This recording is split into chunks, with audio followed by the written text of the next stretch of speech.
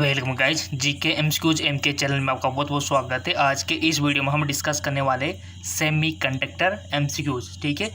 अर्धचालक, diode, transistor और capacitors, यहाँ से क्वेश्चन बनते 100%। और जैसे कि मैंने वादा किया था कि सेमी कंडक्टर हम डिस्कस करेंगे, ठीक है। तो चलिए, सब्सक्राइब नहीं किया प्लीज़ सब्सक्राइब कर लीजिए ताकि आपको multiple choice question daily basis पे आपको मिलते रहे। तो पहला क्वेश्चन है, बहुत कम तापमान पर अर्धचालक कैसा कार्य करते हैं, यानी कि लो टेम्परेचर पर जो सेमीकंडक्टर होते हैं वो कैसा वर्क करते हैं, केवल अर्धचालक की तरह, चालक की तरह, अवरोधी की तरह, या फिर आपका जो फोर्थ ऑप्शन है वो है चालक या अवरोधी, दोनों की तरह। सो गाइस, जैसा कि मैंने वादा किया था कि मैं आंसर भी बताऊंगा और साथ में एक्सप्लेन भी करूंगा, ठीक है। उसका पूरा सॉल्यूशन भी बताऊंगा, ठीक है, क्योंकि बहुत सारे स्टूडेंट कमेंट कर रहे थे सर सॉल्यूशन भी बताया करो, हमको थोड़ी सी डिफ़िकल्टी होती है। तो देखिए, हमें तो स्टूडेंट कुछ चाहिए, तो सॉल्यूशन भी इसका मैं अभी आपको बताऊंगा, ठीक है। तो इस बात पर लाइक तो बनता है ना, तो कर दो लाइक। सो गाइज, इसका राइट ऑप्शन हो जाएगा आपका अवरोधी। अवरोधी की तरह काम करता है। क्यों करता है, इसका सॉल्यूशन मैं आपको बताने जा रहा हूँ, ठीक है, क्योंकि समझना बहुत ज़रूरी है। तो चलिए आपको एक्सप्लेन कर देता हूँ कि क्यों करता है। तो यहाँ पर आप देख पा रहे होंगे पूरा, ये देखिए चार्ट वार्ट भी आपके लिए, ये सॉल्यूशन कि कम जो हमारा लो टेम्परेचर होता है, कम तापमान पर वैलेंस बैंड में इलेक्ट्रॉन में चालन बैंड में जाने के लिए पर्याप्त ऊर्जा नहीं होती है, इसलिए वाहक का संकेंद्रण कम तापमान पर कम हो जाता है और अर्धचालक अवरोधी के रूप में कार्य करता है, ठीक है। तो यहाँ पर आप देख सकते हो रेजिस्टिविटी और टेम्परेचर, ठीक है, यहाँ पर आप देख सकते हो। और बहुत अच्छे से मैंने समझाया है और नेक्स्ट वीडियो में भी इसी प्रकार आपको समझाते रहेंगे, ठीक है। तो सब्सक्राइब कीजिए और वीडियो को शेयर भी किया करो गाइज। और इंग्लिश की बात करें तो हमारा जो जेके जॉब चैनल है, जेके जॉब, वहाँ पर तो आपको रोजाना वीडियो मिलता है, ये सही, ठीक है। नीचे डिस्क्रिप्शन में लिंक दिया हुआ है इसका भी, अगर आप इसका सब्सक्राइब नहीं हो तो जाके कर लेना। अगला क्वेश्चन है, सिलिकॉन क्रिस्टल संरचना में पुनर्संरचना दर किसके संख्या के समानुपाती होता है, मुक्त इलेक्ट्रॉन और छिद्र, सहसंयोजन बैंड, मुक्त इलेक्ट्रॉन, या फिर आपका जो लास्ट ऑप्शन है वो है मुक्त छिद्र। सो गाइज, इसका राइट ऑप्शन है आपका मुक्त इलेक्ट्रॉन और छिद्र। अब ये क्यों होगा ये जानना बहुत ज़रूरी है, क्योंकि आपने तो पढ़ लिया कि मुक्त इलेक्ट्रॉन और छिद्र होगा, बट क्यों होगा ये ज़्यादा इंपॉर्टेंट है समझने के लिए, ताकि लाइफ टाइम आपके माइंड में बना रही है इसका आंसर। क्योंकि अगर आप इसे याद कर लोगे तो 2-3 दिन में वैसे भूल जाओगे, बट आप समझ के याद करोगे तो लाइफ टाइम आपके माइंड में, कोई भी आके रात में भी पूछ लेगा ना 12 बजे, तब भी आप आंसर दे दोगे। तभी ये सॉल्यूशन में यहाँ पर आपको बता रहा हूँ क्यों होगा। एक आंतरिक अर्धचालक में इलेक्ट्रॉन की संख्या और छिद्र की संख्या बराबर होती है, इसलिए पुनर्संरचना दर इलेक्ट्रॉन की संख्या और छिद्र की संख्या दोनों पर निर्भर करती है, ठीक है। डोप किए हुए अर्धचालक की स्थिति में बहुमत वाहक की पुनर्संरचना दर अल्पसंख्यक वाहक के घनत्व पर निर्भर होती है, ठीक है। चलते आगे और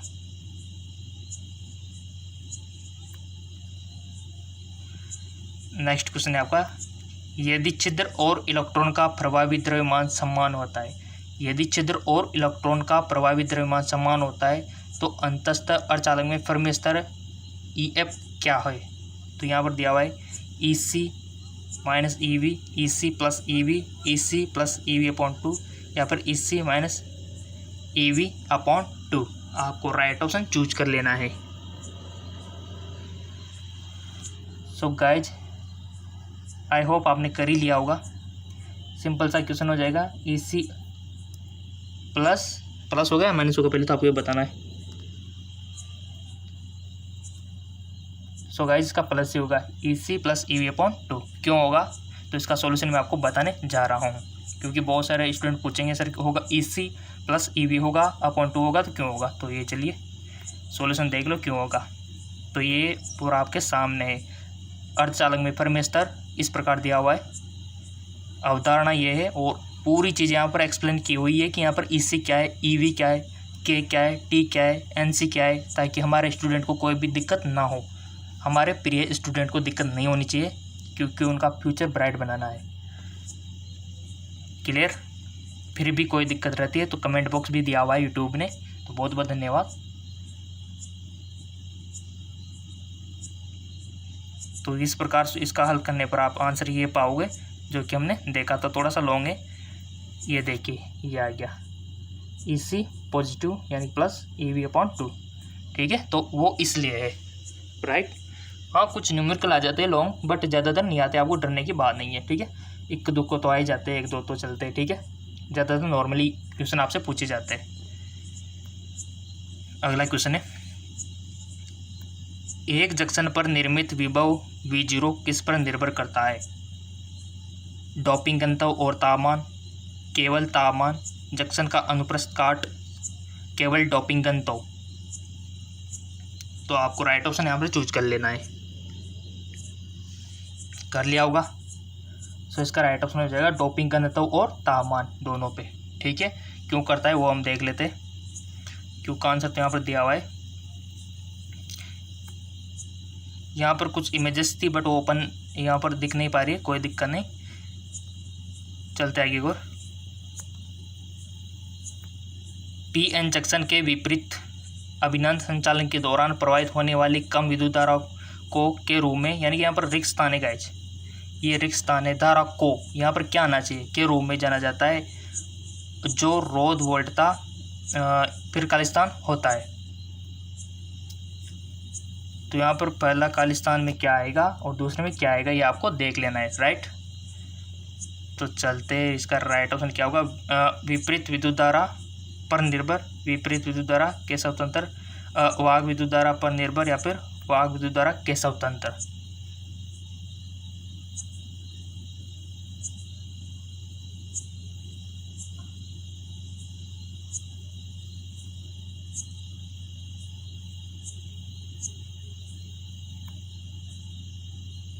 सो इसका सॉल्यूशन हो जाएगा PN जंक्शन डायोड की विपरीत अभिनय, जो यहाँ पर दिया हुआ है चित्र से स्पष्ट है बट यहाँ पर ओपन नहीं हो पा रहा है, नेटवर्क प्रॉब्लम, ठीक है। विपरीत विद्युत धारा वोल्टेज के स्वतंत्र होती है, यहाँ पर इसका राइट ऑप्शन हो जाएगा, ठीक है। विद्युत धारा वोल्टेज के स्वतंत्र होती है, विपरीत विद्युत धारा वोल्टेज के स्वतंत्र होती है, ठीक है। तो थोड़ा सा ऊपर चले जाते हैं, विपरीत विद्युत धारा वोल्टेज के स्वतंत्र होती है, इसका राइट ऑप्शन हो जाएगा। सो गाइस यहाँ पर आप देख पा रहे होंगे ना, ये दिया हुआ है आपका विपरीत विद्युत धारा के स्वतंत्र होती है, यानी कि धारा को विपरीत विद्युत धारा के रूप में जाना जाता है, जो रोध वोल्टता के स्वतंत्र होता है, ठीक है। चलते आगे एक और 6 क्वेश्चन है आपका। PN जंक्शन के विलोपन क्षेत्र में क्या शामिल होता है? परमाणु, निष्क्रिय घटक, गतिशील चार्ज, या फिर स्थितिज ऊर्जा, स्थितिज चार्ज। तो इसका राइट ऑप्शन आपको बताना है 6। सो गाइज इसका राइट ऑप्शन हो जाएगा स्थिर चार्ज, ठीक है।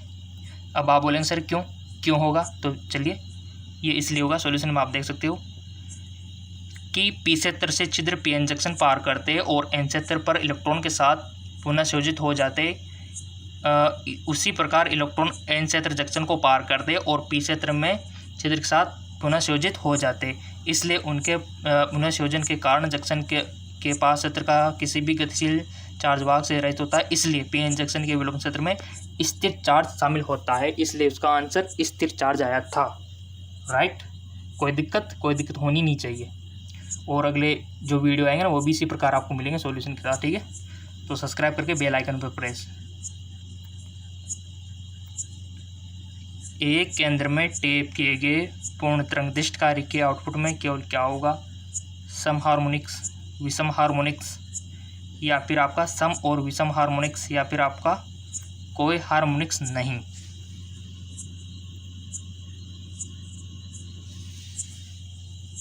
सो गाइस इसका राइट ऑप्शन हो जाएगा सम हार्मोनिक्स। अब आप बोलेंगे सर क्यों होगा सम हार्मोनिक्स, तो चलिए इसका सॉल्यूशन मैं आपको दिखा देता हूँ।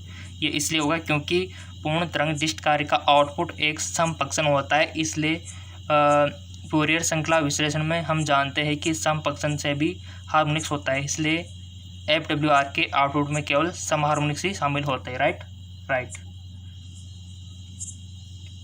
चलते आगे और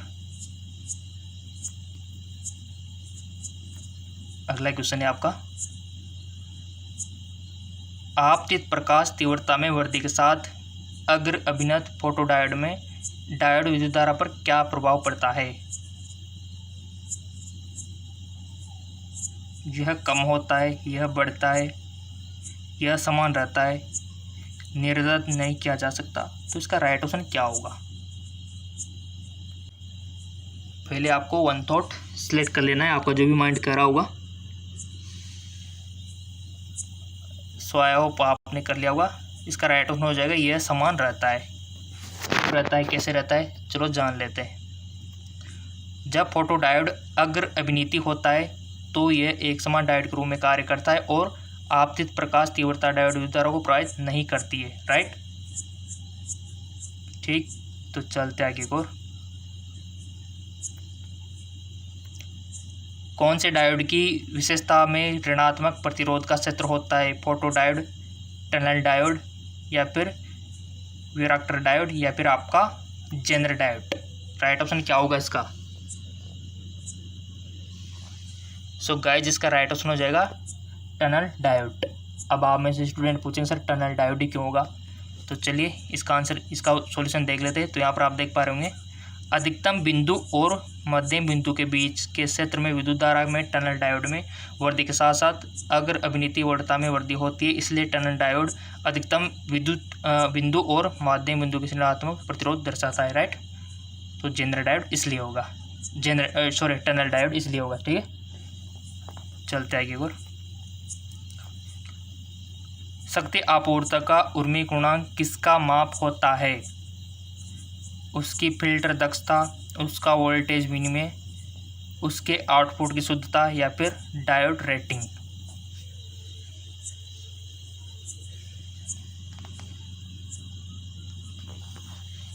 सो इसका राइट ऑप्शन हो जाएगा बी, इसका वोल्टेज विनिमय। सो इसका राइट ऑप्शन हो जाएगा इसके आउटपुट की शुद्धता। क्यों होगा? यहाँ पर आप देख सकते हो, शक्ति आपूर्ति का आउटपुट यहाँ पर दिया गया है, इसलिए यदि उर्मी गुणांक कम होता है तो शक्ति आपूर्ति में कम प्रत्यावर्ती धारा घटक होते, शक्ति आपूर्ति आउटपुट अधिक शुद्धता होते हैं, ठीक है। सो आपूर्ति का आउटपुट की शुद्धता का संकेत होता है। अगला क्वेश्चन है, निम्न में से किस डायोड का प्रयोग वोल्टेज स्थिरीकरण के लिए किया जाता है? पीएन जंक्शन, जेनर, टनल, या फिर पिन।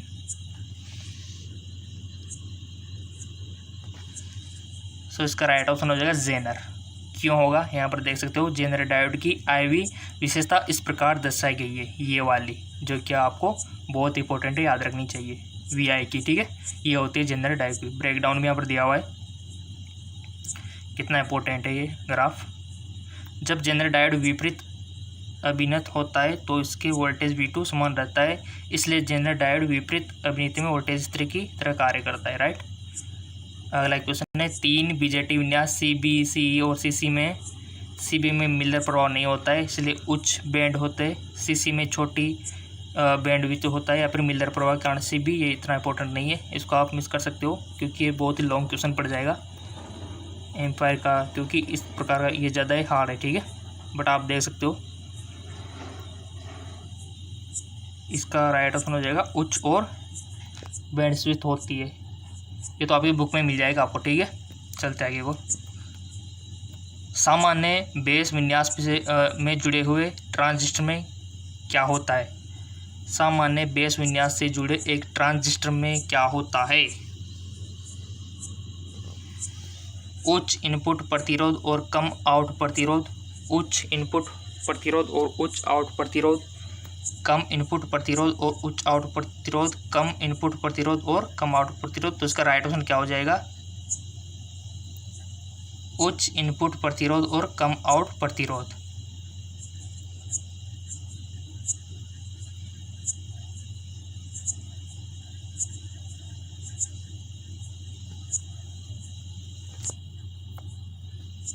राइट, चलते आगे को। इसका पूरा यहाँ पर दिया हुआ है डाटाबेस। चलते आगे और। निम्न में से कौन सा BJT विन्यास संभव नहीं होता है?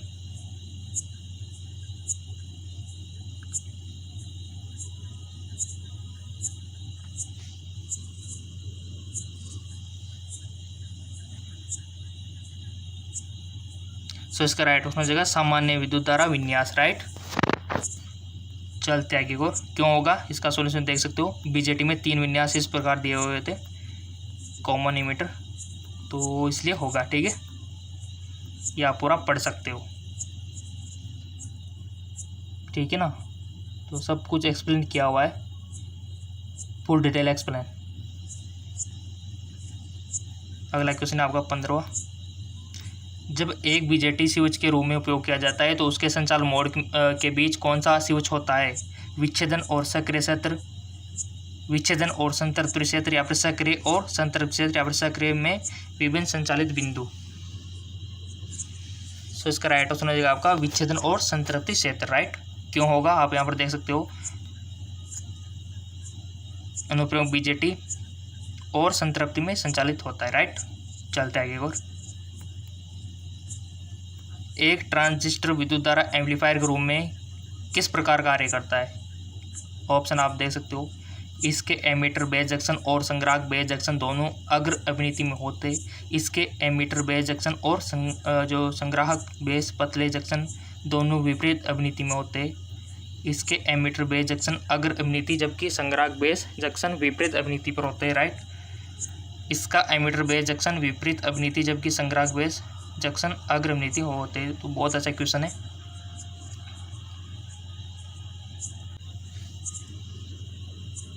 सो इसका राइट ऑप्शन हो जाएगा आपका इसके एमीटर बेस जंक्शन अग्र अभिनीति जबकि संग्राहक बेस जंक्शन विपरीत अभिनीति होते। ठीक है, तो क्यों होगा इसका सॉल्यूशन आपके सामने दिया हुआ है कि किसी भी प्रवर्धक के लिए वोल्टेज या विद्युत धारा ट्रांजिस्टर सक्रिय क्षेत्र में यथार्थ संचालित किया जाना चाहिए। एमीटर बेस जंक्शन अग्र अभिनीति और संग्राहक बेस जंक्शन विपरीत अभिनीति।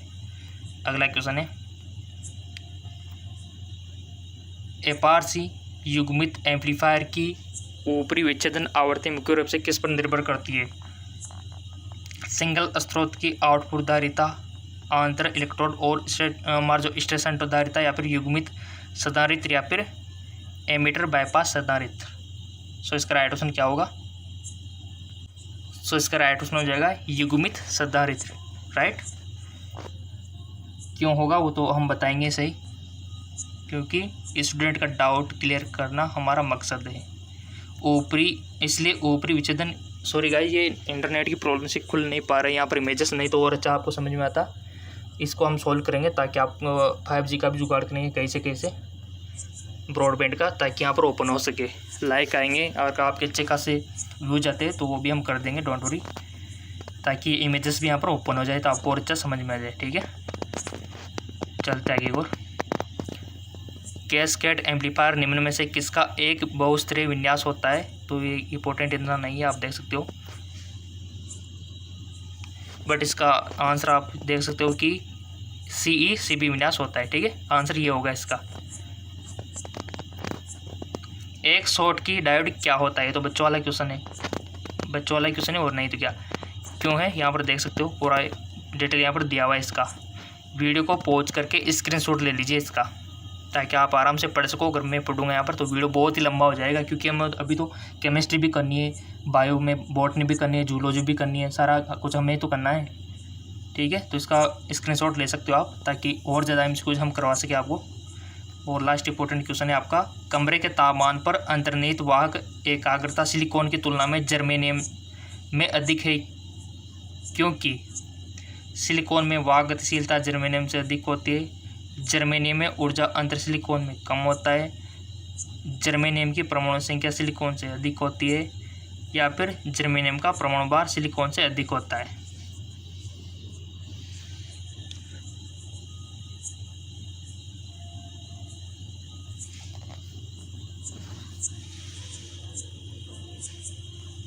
सो इसका राइट ऑप्शन हो जाएगा जर्मेनियम में ऊर्जा अंतर सिलिकॉन से कम होता है। राइट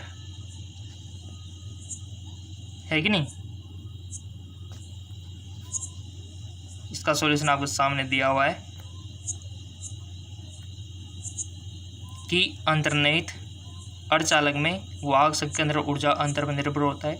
जर्मेनियम और सिलिकॉन के स्थिति में जर्मेनियम की अंतर्निहित वाहक एकाग्रता सिलिकॉन की तुलना में अधिक होती है, क्योंकि जर्मेनियम में ऊर्जा अंतर सिलिकॉन की तुलना में बहुत कम होता है। तो ये उसका सॉल्यूशन दिया हुआ है। ठीक है, और ये कंप्लीट हो चुके। टॉपिक कोई भी हो सारे मिलेंगे आपको, ठीक है, फिजिक्स के, ताकि किसी को कोई भी दिक्कत नहीं होनी चाहिए और आपका एंट्रांस कंपटीशन एग्ज़ाम क्लियर होने को मांगता है, ठीक है। और हो जाएंगे हम, क्योंकि प्रतिदिन आपको मल्टीपल चॉइस क्वेश्चन अवेलेबल करवा रहे हैं। और एक चैनल पे नहीं, हमारा जो दूसरा चैनल है जेके लोन जॉब, वहाँ पर भी आपको हम रोज़ाना मल्टीपल चॉइस क्वेश्चन करवा रहे हैं, यानी कि रोज़ाना 2 वीडियो मिल रहा है आपको, ठीक है। जिसको पता नहीं है ये वाला, तो इसका लिंक नीचे डिस्क्रिप्शन में दिया हुआ है, ठीक है। और जिसने विटामिन, हार्मोन, बायोलॉजी के वाले वीडियो नहीं देखे तो चैनल पे जाके विजिट करके देख सकते हो, और बहुत सारों का लिंक नीचे डिस्क्रिप्शन में दिया हुआ है। सो गाइज, मिलते हैं नेक्स्ट वीडियो में, तब तक के लिए धन्यवाद।